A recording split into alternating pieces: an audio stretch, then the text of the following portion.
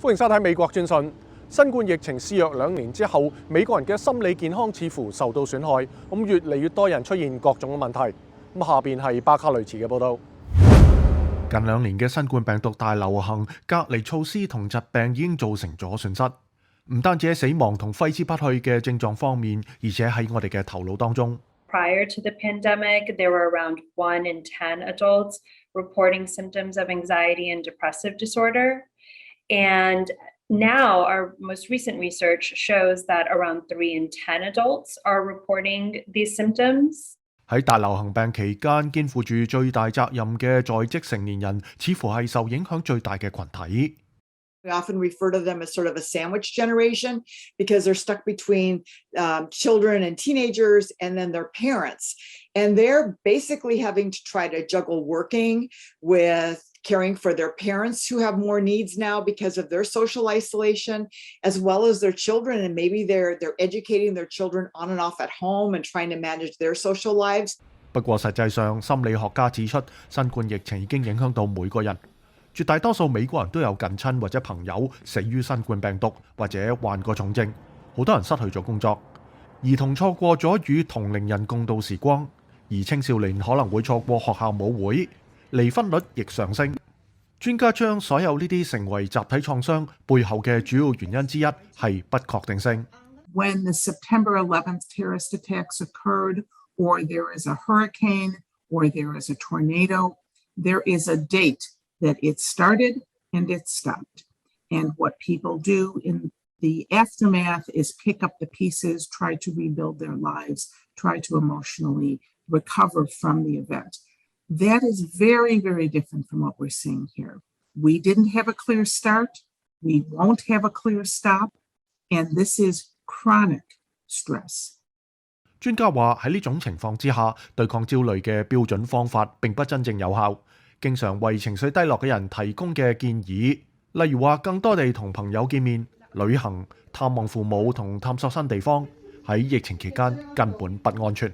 When the information that comes from the CDC or other informed individuals or regulatory bodies are like, don't go to crowded places. If you love music, don't go to a concert. Don't go to the movies.Don't go to church or to synagogue. 心理學家自己亦遇到咗同其他人一樣嘅困難。創傷專家帕洛阿爾托大學嘅布朗教授話，佢試圖盡可能多地同朋友同親人聯絡。This is the time to reach out to others. I've had a lot of friends from college that I haven't talked to in a long time call me, and it really makes me feel excited and happy. I'm thrilled to death that they made that effort to call me. Let's call each other. Let's stay in touch. Let's send each other a letter. 但係專家話，即使好快解除新冠疫情嘅限制措施，創傷亦唔會突然結束。專家話，對好多人嚟講，應對呢場大流行病嘅心理影響需要幾年嘅時間。記者巴卡雷茨報導。新冠疫情影響教學，我哋嘅記者鄭蒂娜喺康涅狄格大學參觀咗一個使用虛擬現實嘅課程。當恩科決定參加康涅狄格大學嘅創業班時，佢必須學會走路。其實係指喺虛擬現實當中使用控制器行路。That took some time to figure out, if I flick it this way, I could go all across the room, or I could, go one step. 恩科嘅課程使用 Oculus 耳機進行咗簡短嘅虛擬現實課程。呢個課程嘅講師沃特羅斯話，使用 VR 虛擬現實嘅想法係喺疫情期間產生嘅。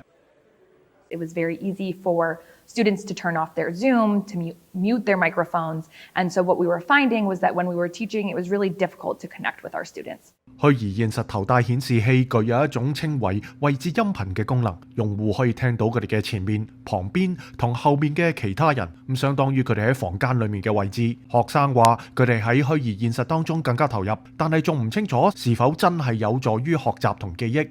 The exposure to different opportunities that students wouldn't be able to have otherwise is a really important piece to be exposed to a wide variety of cultures, backgrounds, problems. 部分教育工作者話，虛擬現實可以幫助激發新嘅想法。The use of technology in students' actual lives, especially emerging technology, makes it real, such that they can start to imagine solutions using that technology.